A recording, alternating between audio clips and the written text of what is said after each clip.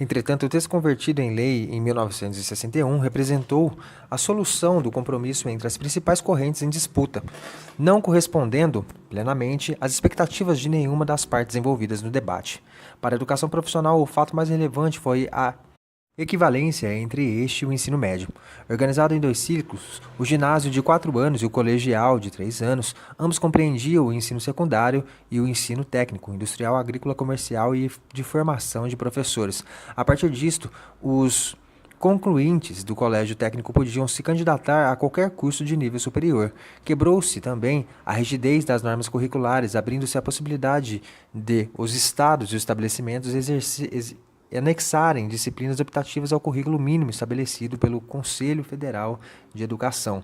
Alguns sinais da equivalência já havia sido dado em 1953, quando foram definidos os cursos superiores nos quais alunos formados no ensino técnico industrial poderiam se candidatar. Esses deveriam ter cursado algumas disciplinas de caráter geral ou certificado sua aprovação em exames dessas mesmas disciplinas em estabelecimentos de ensino federal ou equiparado. Tais cursos eram de engenharia, química, arquitetura, matemática, física e desenho. A equivalência estabelecida pela Lei nº 4024/61 veio então conferir maior homogeneidade escolar a este campo e, ainda, um caráter mais universal ao ensino técnico.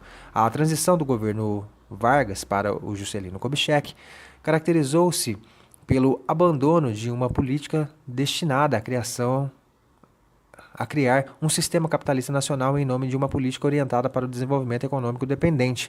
O plano de metas de 1956 até 1960, por permitir ver duas características dos anos JK, a saber, a abertura ao capitalismo estrangeiro por via das multinacionais e da ideologia desenvolvimentista. Forma-se, nesse contexto, uma burguesia industrial brasileira associada de forma subordinada à burguesia internacional. O Estado, além de se manter como mediador entre as diversas forças sociais do país, passa também a produzir mercadorias e serviços, principalmente os infraestruturais. Ainda que no governo de Jango e mesmo em menor medida no período JK, a sociedade civil tenha se tornado mais ativa, levando um cenário de crise do populismo, o Estado brasileiro não deixou de ser centralizado e corporativo. Ao contrário, o golpe civil-militar de 1964 reforçou e desenvolveu esse traço ao implementar a proposta de modernização nacional desenvolvimentista, especialmente quanto à abertura da economia ao capitalismo estrangeiro. Se o laço da herança de Vargas, a intervenção de Estado na economia visava fortalecer, sobretudo, o capital nacional, garantindo as pré-condições para o seu desenvolvimento, ao mesmo tempo buscando controlar e até restringir o ingresso do capital estrangeiro durante a ditadura. Em um momento inicial ainda no governo JK, essa restrição desapareceu, criando-se em sequência o famoso tripé em que o Estado funcionava como um instrumento de acumulação a serviço tanto do capital nacional quanto e, sobretudo, do capital internacional, como mostra Coutinho. Essa abertura ao capital estrangeiro não significa uma atitude contrária aos interesses do capital nacional. Na verdade, a burguesia brasileira rapidamente se deu conta de que tinha muito a lucrar com a associação ao capital internacional, ainda que como sócia menor. Portanto, a ideia de que havia no Brasil, como em outros países do terceiro mundo, uma burguesia nacional enquanto fração de uma classe contrária ao imperialismo, uma ideia que teve papel destacado na estratégia política do Partido Comunista Brasileiro, PCB, entre 1954 e 1964, que se centrava na luta por um governo nacionalista e democrático. Revelou-se uma ideia sem correspondência na realidade. Não havia nenhum segmento significativo da burguesia brasileira realmente interessado em impedir o ingresso do capital estrangeiro em nosso país.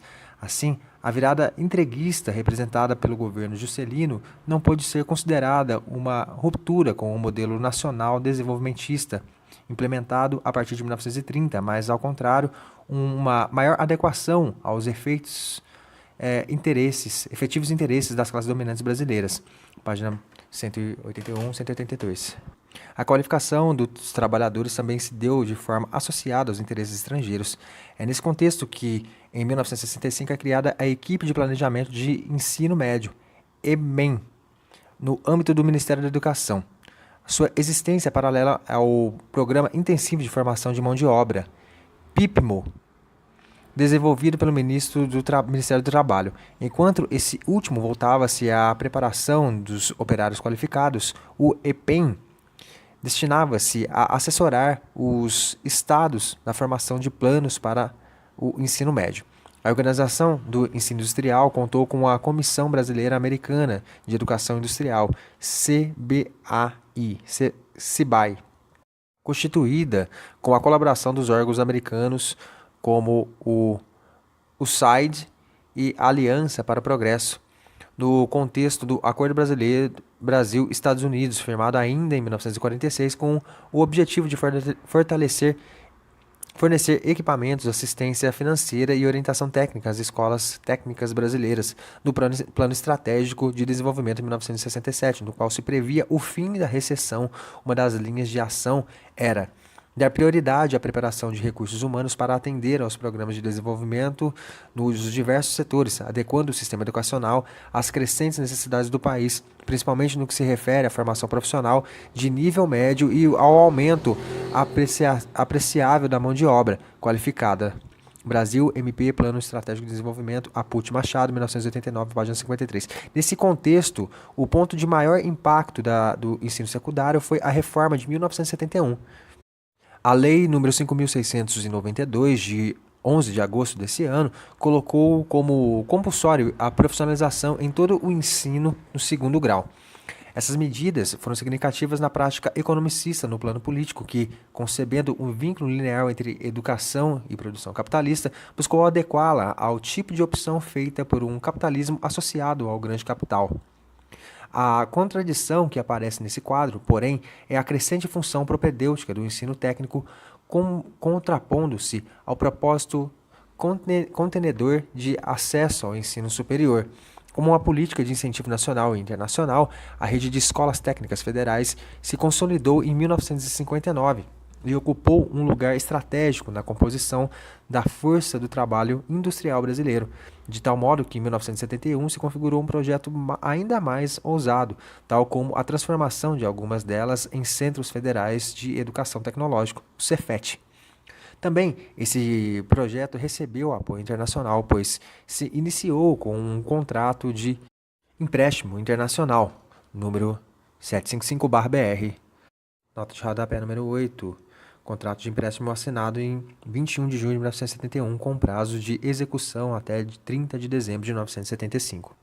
Na forma do PRODEM 1, Programa de Desenvolvimento de Ensino Médio, elaborado por comissões das quais participavam brasileiros e americanos. A formação de profissionais brasileiros para este projeto ocorreu por meio de um mestrado na Universidade Estadual de Oklahoma, Estados Unidos. Observamos assim que, na década de 70, as reformas educacionais fizeram parte do mito da economia planificada. Os 1 e 2 Planos Nacionais de Desenvolvimento espelham a determinação dos governos da ditadura militar em implementar o desenvolvimento acelerado, com influência crescente da máquina estatal. As políticas se delinearam com a intenção de criar condições para o país enfrentar a competição econômica e tecnológica moderna. A entrada das multinacionais no país era significativa e as principais fontes de financiamento eram o Banco Mundial e o Banco Interamericano de Desenvolvimento, BID, ou seja, o país se endivida para crescer, considerando o excesso de liquidez do sistema bancário internacional com a abundante oferta do capital e, ao mesmo tempo, a existência de muitos projetos de financiamento produtivo. A elevada preocupação com a formação qualificada de trabalhadores se justifica pela possibilidade de expansão dos empregos. Mantinham-se, no entanto, dois eixos de atuação: a formação acelerada de operários para a realização do trabalho simples e a formação de técnicos de nível intermediário, em menos número, para a realização de funções de propostos das multinacionais, em paralelo com a formação propedêutica destinada às classes mais favorecidas. O Estado brasileiro assumiu a doutrina da Escola Superior de Guerra e dos teóricos keynesianos. Nota de rodapé número 9. Os keynesianos referem-se a um conjunto de ideias que propunham a intervenção estatal na vida econômica com o objetivo de conduzir a um regime de pleno emprego, no sentido de fazer com que o crescimento da demanda ocorresse em paridade com o aumento da capacidade produtiva da economia, responsabilizando-se pela produção e pelo fornecimento direto de insumos industriais básicos com a energia elétrica, o petróleo e derivados, transporte, comunicação, siderúrgica e matéria-prima industriais básicas. Pretendia-se implementar uma política de absorção de tecnologias favorecendo a adaptação e a elaboração tecnológica autônoma. Nota de rodapé número 10. O primeiro Plano Nacional de Desenvolvimento, 1972 e 1974, anunciou o objetivo de elevar o Brasil à categoria dos países de alto nível de desenvolvimento em todos os setores, com taxa de crescimento do PIB estavelmente na ordem de 9% ao ano e expansão industrial acima de 10%, emprego expandido até 3,2% e a taxa de inflação reduzida para 10% ao ano, perseguindo elevados níveis de reserva e validade no mercado de capitais e propiciando condições de competitividade para as empresas privadas em relação às empresas estrangeiras. O segundo Plano Nacional de Desenvolvimento definiu o modelo econômico e as estratégias para manter a performance do milagre e ajudar a estrutura econômica brasileira à situação internacional, enfrentando, no entanto, a crise de energia devido à elevação do preço do petróleo e dos outros produtos essenciais, como carvão, fertilizantes. A baixa relativa dos preços dos produtos de exportação destacou a prioridade para a substituição de importações e para a tentativa de reduzir sua dependência em relação às fontes externas de energia, executando programas de pesquisa relacionados à busca de fontes alternativas. Essas circunstâncias levaram a uma política ainda mais contundente de formação de recursos humanos e qualificação acelerada de trabalhadores.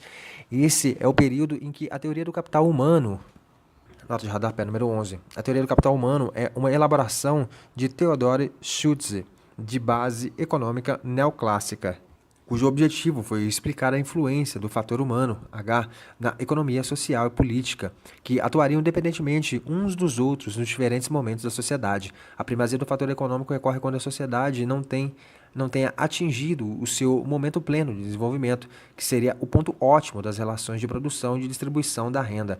A educação aparece, então, compondo o fator econômico com um capital individual que teria consequências sobre o capital social, partindo dos componentes que inferem na variação do PIB de renda per capita, relação entre capital fixo e capital variável e nível de tecnologia. A TCH introduz o fator H, recursos humanos, que podem ser potencializados pela educação.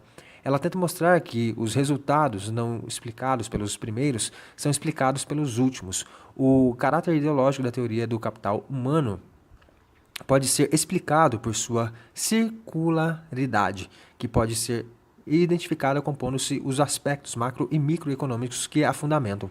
Explicando, segundo a teoria, o capital humano é um fator de desenvolvimento social e de equidade da renda individual, portanto, de mobilidade social, mas o fator econômico determina o acesso e a essa trajetória escolar. Portanto, o que é determinante do acesso à educação e às condições econômicas e de distribuição de renda vira determinado. Inverte-se, assim, a realidade, pois a superestrutura aparece determinada pela estrutura. Para aprofundamento do tema, ver Frigoto, 1989. É mais difundida e que toma força os princípios da economia da educação. O discurso utilizado para sustentar o caráter manifesto de formar técnicos construiu-se com base nas necessidades do mercado de trabalho e pela necessidade de possibilitar aos jovens que não ingressaram na universidade a opção pela via economicamente ativa e independente após a conclusão do segundo grau. Ocorre que esse último argumento não conduzia com o projeto de ascensão social da classe média, que rejeitou a função contenedora do ensino técnico. Consequência disso foram as medidas de ajustes circulares nos cursos profissionais, oficialmente reconhecidas nos pareceres do Conselho Federal de Educação e, finalmente, a extinção da profissionalização obrigatória no segundo grau pela Lei número 7.044 de 1982. Cunha, 1976, ao analisar as motivações que levaram à inflexão da profissionalização universal e compulsória empreendida pela Lei 5.692 de 1971 para a flexibilização promovida pelo parecer 75/76 e consolidada pela Lei 7.044/82, identifica, entre outros sujeitos, a burocracia do ensino industrial. Nota de rodapé número 12. Burocracia que é entendida não sob o aspecto negativo, que sugere lentidão e ineficiência, mas como grupos gestores de um processo. Além desses sujeitos, cumpriam um importante papel nessa distinção as pressões da burocracia do ensino secundário e dos empresários de ensino. Críticas pedagógicas à profissionalização compulsória também tiveram lugar.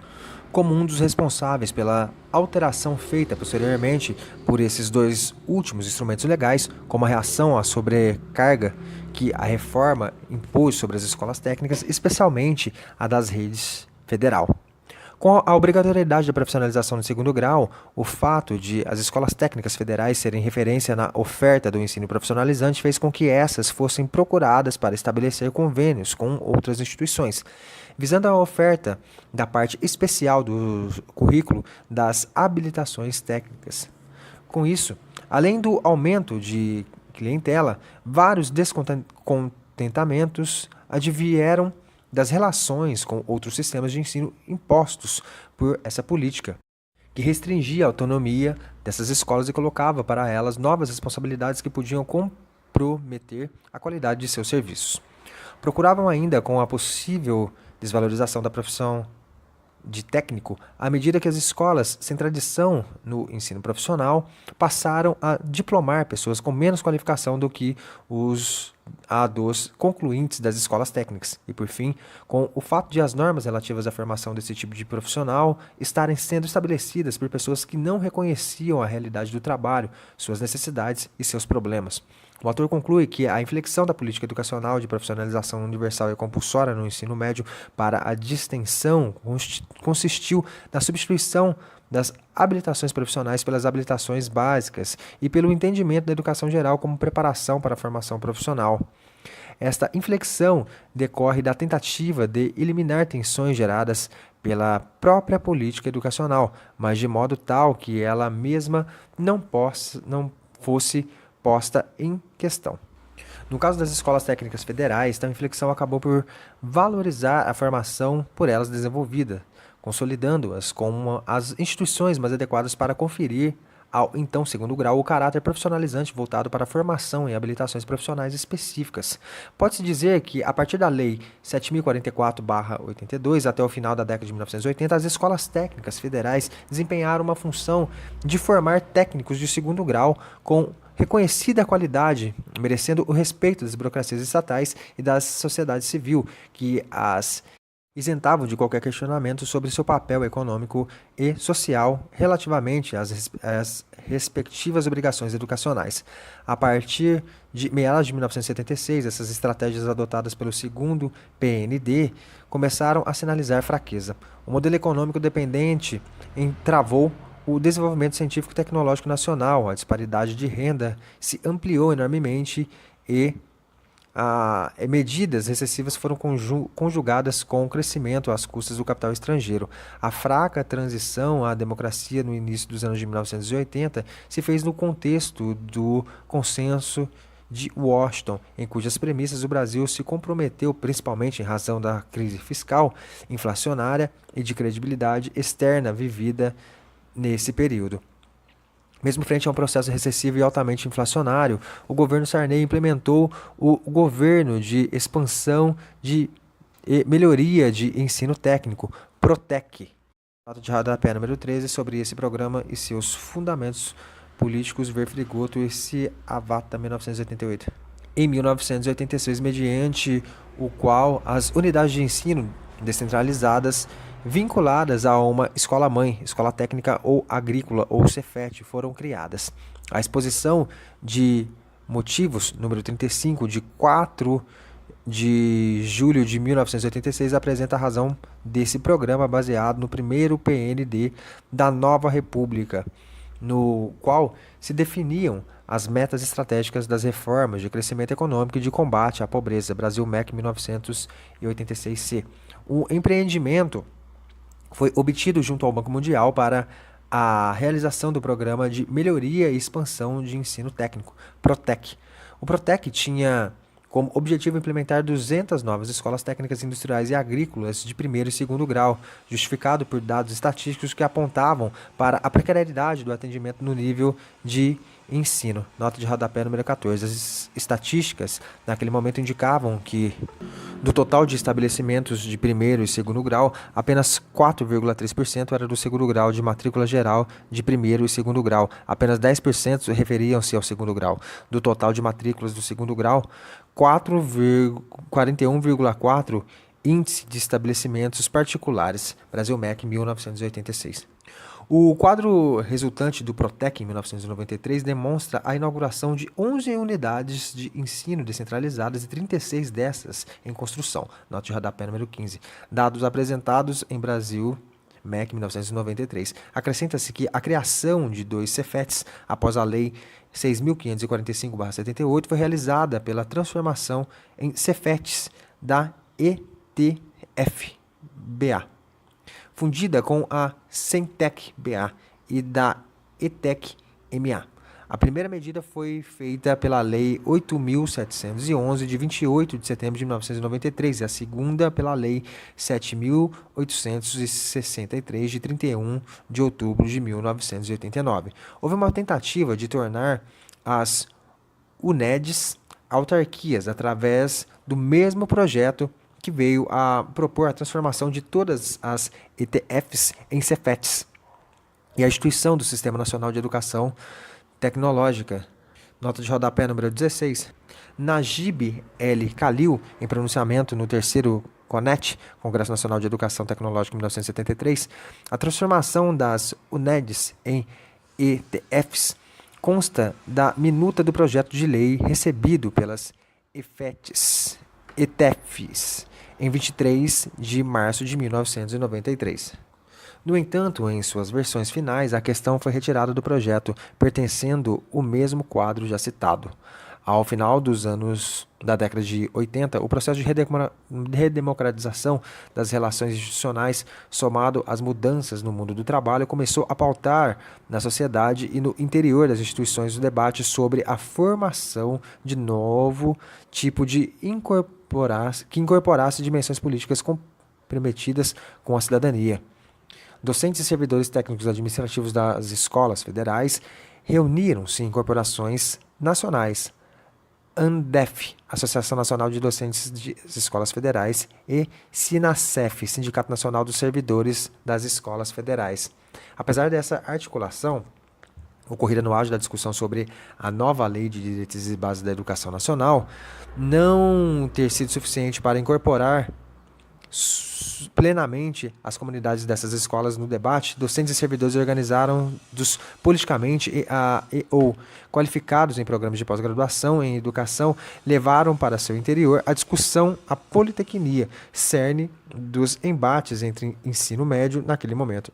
No início da década de 90, quando o projeto de um governo democrático popular foi derrotado nas urnas, a Secretaria da Educação Média e Tecnológica do Ministério da Educação, Centec, preocupada em alinhar a formação de técnicos à reestruturação produtiva e, ao mesmo tempo, fortalecer as instituições diante do novo cenário político do país, nota de rodapé número 17, a redemocratização do país, que o país colocou o tema da finalidade das escolas técnicas e Cefets em pauta para os segmentos conservadores e progressistas. Dentre os principais, a crítica centrava-se no seu alto custo e no distanciamento do mercado de trabalho, demonstrando pelo elevado número de alunos que se dirigiam ao ensino superior. Dentre os progressistas, questionava-se a concentração de recursos públicos em institutos que serviam predominantemente ao capital, com atendimento seletivo e restrito à população, sobre a hegemonia dos segmentos conservadores. O caráter público dessas instituições foi diversas vezes ameaçado por medidas designadas, por exemplo, como estadualização, transferência para o sistema estadual de ensino e senaização, incorporação pelo Sistema S e ainda privatização, transferência total ou parcial para os setores privados. Mobilizou-se politicamente em dois sentidos, a saber, a. Implementar um novo modelo pedagógico nas escolas técnicas e Cefetes. B. Instituir o Sistema Nacional de Educação Tecnológica e transformar todas as escolas técnicas federais em Centros Federais de Educação Tecnológica, Cefetes. Nota de rodapé número 18. Esse assunto já gestava desde 1989, envolvendo a questão da Secretaria Nacional de Educação Tecnológica, CNET. Algumas escolas técnicas federais, como a de Pelotas, Campos, Pará, Pernambuco, Rio Grande do Norte, Mato Grosso, São Paulo, Maranhão e Bahia, já reivindicavam a sua transformação em Cefetes. Ao final da década de 80, encaminhando processos ao Ministério da Educação. Em 1992, uma comissão de avaliação das escolas técnicas foi criada com o objetivo de verificar as condições estruturais das escolas de modo a classificar temporariamente sua transformação, emitindo relatórios ao Ministério da Educação e do Desporto, Brasil MEC 1992. Apesar de não manifestas, outras modificações comprometiam as comunidades das escolas técnicas e a cefetização. A criação do Sistema Nacional de Educação Tecnológica tenderia a unificar e fortalecer essa rede de ensino, enquanto a transformação das escolas técnicas federais em Cefetes pretendia evitar seu sucateamento por dificultar tentativas de estadualização, transferência para os sistemas estaduais, senaização, transferência para o sistema Senai ou privatização, transferência para o mercado. Isso se vinculava especialmente à implementação do ensino superior, que condicionaria sua pertinência ao Sistema Federal de Ensino. O quadro demonstrado explica a mobilização que existiu também em torno da reformulação curricular no interior das instituições, mediante a implementação de um currículo comum da Escola da Educação Tecnológica. Nota de rodapé número 20. A Centec formalizou a proposta de um modelo pedagógico para as instituições federais de educação tecnológica mediante um documento enviado à Direções Gerais, em 27 de 4 de 1994. Os diretores de ensino o discutiram em encontro realizado em Barbacena, no período de 12 a 16 de 9 de 1994. No seminário sobre reestruturação do modelo pedagógico e estruturação do modelo de formação de professores para o ensino técnico industrial brasileiro, realizado em Belo Horizonte, no período de 11 a 13 de 10 de 1994, SEMEC e CONDITEC, Conselho de Diretores das Escolas Técnicas, assumiram o compromisso de conduzir essa discussão com a máxima participação das comunidades institucionais. A discussão travada entre representantes da escola, especialmente os diretores de ensino, trouxe o conflito entre diferentes concepções de educação tecnológica. Uma delas centrava-se na formação humana, incluindo a concentração sistematizada do conhecimento articulada com o mundo do trabalho em suas múltiplas dimensões. A outra possuía viés tecnicista e economicista na ótica do capital humano. Num contexto político-econômico neoliberal, as políticas relativas a essa rede de ensino na primeira metade da década de 1990 foram permeadas por esse conflito e hegemonizadas pela segunda visão. Neste momento, a cefetização de todas as escolas técnicas aprovada pela Lei 8.948 de 1994 ainda não saíra do papel dada a ausência de regulamentação. O apoio à reforma da educação profissional por parte dos diretores gerais foi conseguido todo ou parcialmente mediante a efetivação dessa medida pelo Decreto 2406/97. Este decreto reconfigurou a identidade de novos Cefetes. Nota de rodapé número 21. Lei 6.545 de 30/6 de 1978, regulamentado pelo Decreto 87.310 de 21/6 de 1982. Com base no Decreto 2.208/97, mas não conferiu autonomia para registrar cursos superiores, salvo os de formação de tecnólogos e professores para disciplinas de educação específica e tecnológica. A efetiva transformação das escolas técnicas em Cefet deu-se mediante decreto para cada uma delas após a aprovação de um projeto apresentado pela instituição, elaborado segundo as diretrizes estabelecidas pela Portaria 2.267/1997. Item 1 de 3. A luta progressiva dos anos 80 e a vitória conservadora dos anos 90 da nova LDB à reforma curricular no ensino médio e técnico. Fechando-se o ciclo da ditadura militar, a mobilização nacional, a transição democrática levou, ainda que lentamente, à instalação do Congresso Nacional Constituinte em 1987.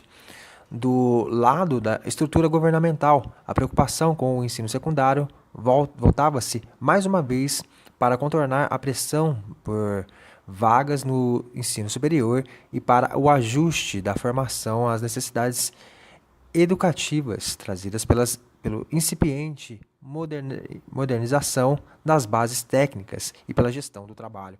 Nesse contexto, um fator importante foi o Programa de Melhoria de Expansão do Ensino Técnico do governo Sarney, que pretendia, com empréstimo do Banco Mundial, implementar novas dezenas de escolas técnicas no país. Esse projeto, longe de atingir a sua meta, levou a uma expansão relativa da rede federal de ensino.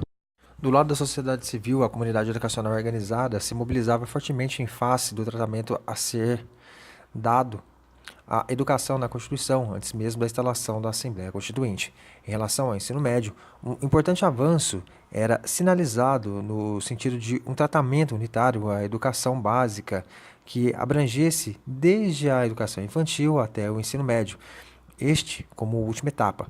O debate teórico travado pela comunidade educacional, especialmente dentre aqueles que investigavam a relação entre trabalho e educação, afirmava a necessária vinculação da educação à prática social e o trabalho como princípio educativo. Se o saber tem uma autonomia relativa face ao processo de trabalho da qual se origina, o papel do ensino médio deveria ser o de recuperar a relação entre conhecimento e a prática do trabalho. Isso significaria explicar como a ciência se converte em potência material no processo de produção. Assim, seu horizonte deveria ser o de propiciar aos alunos o domínio dos fundamentos das técnicas diversificadas utilizadas na produção e não um mero adestramento em técnicas produtivas.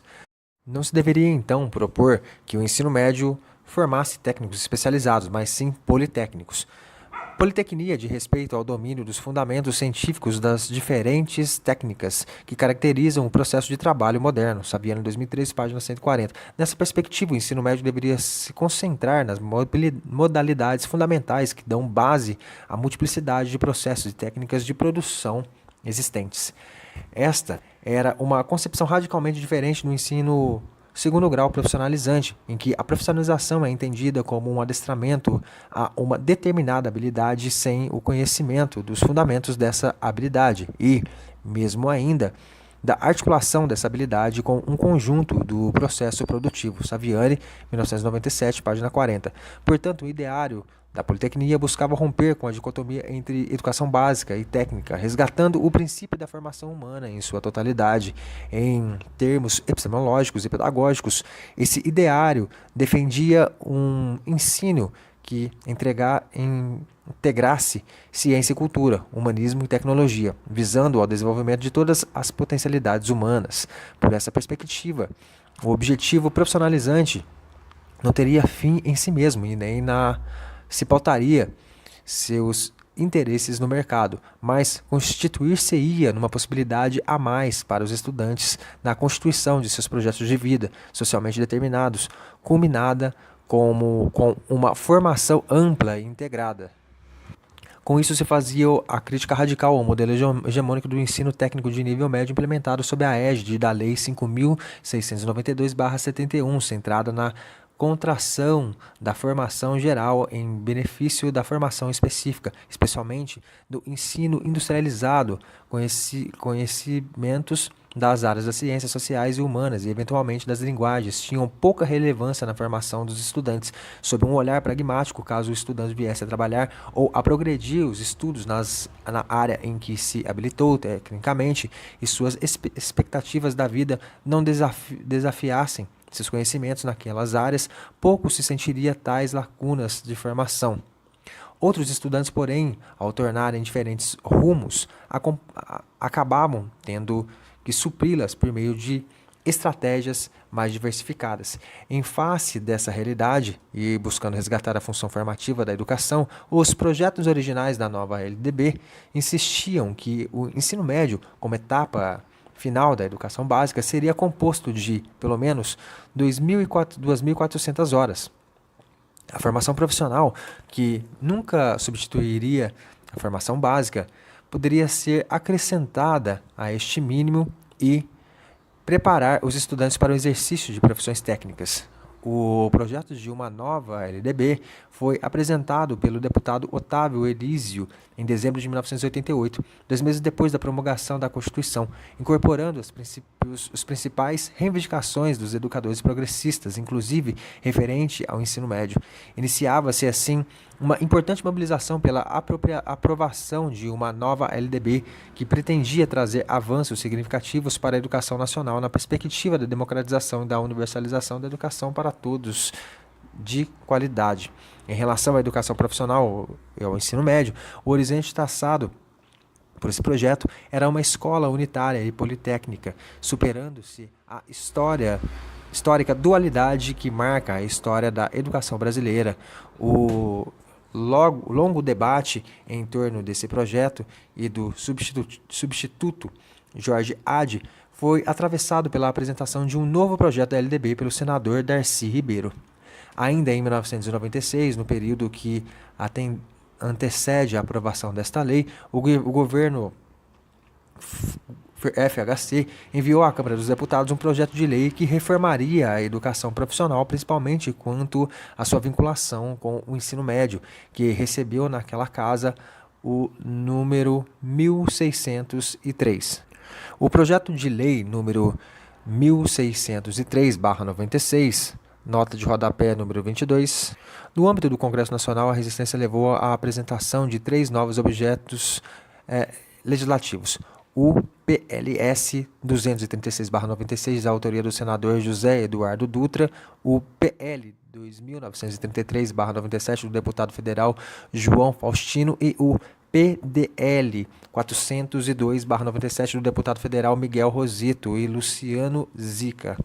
Ainda que com formatos diferentes, os 2 primeiros projetos intencionavam a mesma coisa: recuperar a missão educativa regular da escola técnica e, portanto, preservá-la, caracterizando a educação profissional como um processo educativo mais amplo e democrático. O PDL, por sua vez, buscou sustentar os efeitos do Decreto 2208/97, a fim de devolver à sociedade civil o direito à discussão e à elaboração de um projeto representativo de seus anseios. Numa dessas tentativas, porém, surgiu qualquer efeito, que dispõe sobre a educação profissional e a organização da rede federal de ensino profissional, constitui-se na definição de uma matéria que passou por 2 vezes prévias. Nota de rodapé número 23. Um contato restrito com alguns representantes da sociedade civil, como o Conditec, o Condaf, o Conced e o Cinecef, respectivamente, conselhos dos diretores de escolas técnicas, agricotécnicas federais e secretarias de educação de Estado e sindicatos nacional dos servidores de escolas federais, fez com que algumas considerações fossem incorporadas na redação final da matéria. Contudo, o eixo principal da reforma permaneceu inabalável. Ademais, esse contato não reverteu em apoio incondicional ao projeto, como tenta fazer crer o ministro Paulo Renato na exposição de motivos. Em exposição dos motivos do ministro Paulo Renato, o anteprojeto foi anunciado como integrante da proposta do governo FHC, já que estabelece a necessária relação entre a reforma constitucional e a retomada do desenvolvimento e a formação profissional que deve acompanhar o avanço tecnológico de modo de atender à demanda do setor produtivo, EM número 37/96. A espinha dorsal da reforma era a separação da educação profissional da educação regular, organizando o ensino técnico independentemente do ensino médio, sendo oferecido de forma concomitante ou sequencial a este. A estrutura proposta para o ensino era modular em terminalidades em cada módulo, sendo esses capazes de conferir certificado de qualificação e, no seu conjunto, equivaler à habilitação técnica de nível médio. Na exposição de motivos observa-se uma indefinição quanto às finalidades da educação profissional e ao pessoal a que ela se destina. Como projeto de lei, a dividiu em níveis: básico, técnico e superior. Nota de rodapé número 25. Os níveis são definidos da seguinte forma: 1. Básico, destinado à qualificação e à requalificação básica dos trabalhadores, independentemente da escolaridade prévia. 2. Técnico, destinado a oferecer habilitação profissional a alunos matriculados ou egressos de cursos de nível médio, devendo ser ministrada na forma estabelecida por esta lei. 3. Tecnólogo, compreendendo cursos de nível superior na área tecnológica, destinado a egressos de cursos de nível médio e técnico. Artigo 4, PL número 1603/96. Observa-se que nessa definição, que ao nosso ver é equivocada pelo simples confronto com a LDB, já que indica a separação de ensino técnico do ensino de nível médio, uma vez que tais terminologias são utilizadas separadamente, direcionando seus significados. A indefinição ficou minimizada, mas não resolvida. Haja vista, inclusive, a confusão estabelecida em relação aos níveis de ensino prévios na LDB. O propósito imbuído na reforma proposta era a compreensão do ensino técnico entre a educação básica e a superior, ou torná-lo uma simples alternativa a esta última. Dessa forma, a educação profissional se coloca como complementar à educação básica e alternativa à educação superior, embora com trânsito garantido para este nível, grifos nossos. Observamos que a denominação educação profissional indicava uma condição genérica do processo que poderia proporcionar ao educando a inserção no mundo produtivo. Nesse sentido, ela perpassaria os diferentes níveis de educação. Com efeito, a estrutura modularizada no ensino técnico, a exposição de motivos a entendia como forma de se dar corpo a propostas de flexibilidade e de educação permanente. No entanto, o que no projeto era abordado como uma orientação geral, os cursos técnicos serão estruturados preferencialmente na forma de módulos, definidos como um conjunto de disciplinas ou conteúdos articulados. Grifo nosso. Artigo 13, PL 1603/96. Na exposição de motivos aparece como uma definição de estrutura. Os módulos são conceituados como unidades pedagógicas autônomas e completas em si mesmas, compostas de conteúdos estabelecidos de acordo com o perfil profissional, que já qualificam para ocupações definidas e que, no seu conjunto, levam a uma habilitação plena do técnico de nível médio. Os módulos concluídos, portanto, darão ao aluno qualificado condições de se integrar na força de trabalho e também obter crédito para certificação ou diploma de nível técnico de nível médio. EM 35/96. Ademais, a condição autônoma conferida aos módulos, longe de flexibilizar a educação ou de torná-la permanente, fragmentaria e enrijeceria o conhecimento em compartimentos pedagógicos, banalizando a formação profissional e transformando o conhecimento no mero domínio de um conjunto de técnicas isoladas de caráter unicamente instrumental.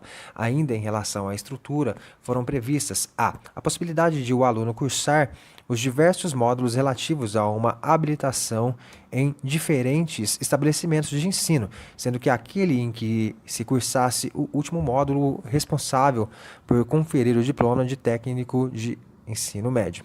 E B, a conferência do mesmo diploma ou do certificado de qualificação mediante aprovação em exames de certificação de competência.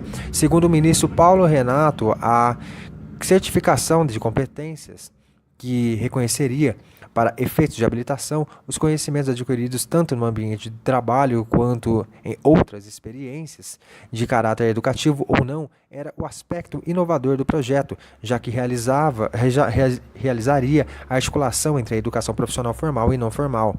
Em verdade, essa inovação não promoveria a articulação, mas sim a equivalência entre a educação formal e não formal, o que, mais uma vez, explicitaria o caráter destacado que adquiria a educação profissional em relação à educação em geral. A partir desses dados, podemos estabelecer relações entre o projeto de reforma da educação profissional e a proposta do governo de FHC. A primeira delas reside na organização das formações teóricas que embasam tal formação, qual seja as orientações do Banco Mundial, sistematizadas a partir de documentos produzidos por João Batista Araújo e Oliveira e de Cláudio de Moura Castro. Nota de rodapé número 26, Castro, Cláudio de Moura. O secundário, esquecido em um desvão de ensino médio, interrogação, Mímel e Oliveira, João Batista Araújo, Novos Rumos da Formação Profissional, Seminário e um conjunto de livros. E encontro ocorrido entre o CRQ3 e o ETFQ, Rio de Janeiro, o deputado federal Severino Alves, relator da matéria na Comissão da Educação da Câmara, este afirmou que o empréstimo a ser obtido pelo BIRD está atrelado à relação da reforma da educação profissional. Isso explica, inclusive, a rapidez em que se toma a tramitação do PL 1603/96 no Congresso Nacional. A posição deslocada, atentada por Cunha, da educação profissional em relação ao sistema educacional, assim como a orientação das políticas de formação de mão de obra para os programas de capacitação de massa, uma vez que as escolas técnicas deixariam de oferecer ensino de nível médio para atuarem simplesmente na formação específica. Através dessa formulação, procura-se desenvolver o problema de alto custo e do reduzido atendimento das escolas técnicas, tornando-se um álibi perfeito para seu desmonte. Até porque uma pretensão parece ser a de destruir o que existe. Tudo o que se faz não resultou em nada de bom para reconstruir nos moldes da nova ordem mundial. É possível afirmar que alguns aspectos do projeto tinham um importante sentido, haja vista o contingente de trabalhadores necessitando de requalificação face à reestruturação produtiva, os cursos profissionais de nível básico, segundo a terminologia proposta, e sua reestruturação em módulos seriam adequados a esse propósito. Entretanto, os estudantes em idade escolar só poderiam se profissionalizar após o ensino médio. Não é descabido relacionar essa reformulação à emenda constitucional número 14, que modificou dispositivos constitucionais relativos à educação. O artigo 2 da emenda fez com que o inciso 4º do artigo 26 da Constituição de 1988 passasse a ter a seguinte relação: gratuidade do ensino público nos estabelecimentos oficiais de educação infantil, fundamental e médio e no ensino superior para os cursos regulares de graduação, mestrado e doutorado, face à redação original que não discriminava os níveis de ensino. Ora, se a educação profissional é separada da educação média, a obrigatoriedade da gratuidade deste ensino se desconstitucionalizaria. Este conjunto de questões nos faz perceber, portanto, o fetiche da democratização que se tenta anunciar do projeto 1603/96. Em 20 de dezembro de 1996, o projeto da LDB, de autoria do senador Darcy Ribeiro, foi aprovado no Congresso Nacional na forma de que hoje conhecemos como Lei 9.394/96. A derrota do projeto da LDB na Câmara representou, na verdade, a derrota de uma concepção avançada de educação básica e tecnológica, dando espaço a um processo de regulamentação fragmentada e focalizada, o que permitiu ao Executivo realizar a reforma educacional por meio do Decreto 2.208/97. A partir de então, toda mobilização contra a reforma da educação profissional proposta pela PL 1600 e 3/96 converteu-se na mobilização pela revogação do decreto 2208/97. A educação profissional no Brasil e a consolidação do capitalismo dependente pode ser compreendida mediante a seguinte síntese: a história do desenvolvimento industrial e tecnológico brasileiro foi marcada pelo embate entre projetos de desenvolvimento autônomo e outros associado a subordinado ao grande capital, tendo predominado o segundo modelo, especialmente a partir do governo JK. Nesse período, a formação dos trabalhadores é tratada como uma necessidade de expansão industrial. Porém, a parte da política educacional, somente a Constituição de 1937 apresenta os indicativos de uma organização sistematizada do ensino industrial e da década de 1940. Exaram-se as leis orgânicas do ensino secundário industrial e comercial. Em 1961, promulga-se a primeira Lei de Diretrizes e Bases da Educação, a 4.024, tendo a equivalência entre a educação profissional e o ensino médio como um aspecto relevante. A organização do ensino técnico industrial contou com a Comissão Brasileira Americana de Educação Industrial, CEBAI, constituída com a colaboração de órgãos americanos como o USAID e a Aliança para o Progresso, no contexto do Acordo Brasil e Estados Unidos, assinado ainda em 1946, no período da ditadura civil-militar. O ponto de maior impacto foi a Lei 5.692/71, que colocou como compulsória a profissionalização em todo o ensino do segundo grau. Compulsoriamente, esta extinta Lei 7.044, em 1982. A rede de escolas técnicas federais se consolidou em 1959 e ocupou um lugar estratégico na composição da força de trabalho industrial brasileira. Em 1978, algumas dessas escolas são transformadas em Centros Federais de Educação Tecnológica, o Cefet. Este é o período em que a teoria do capital humano é mais confundida e que tomam forças os principais princípios de economia da educação.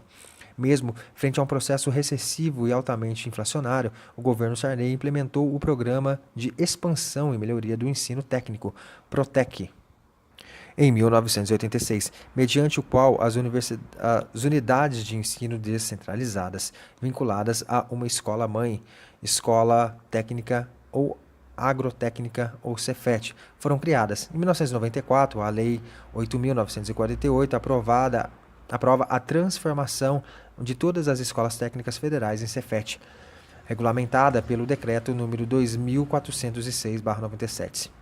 Fechando-se o ciclo da ditadura militar cívica-militar, a comunidade educacional organizada se mobilizava pela aprovação de uma nova LDB que desse um tratamento unitário à educação sob a concepção de politecnia, em 20 de dezembro de 1996. O projeto da LDB, de autoria do senador Darcy Ribeiro, foi aprovado no Congresso Nacional na forma de que hoje conhecemos como Lei 9.394/96.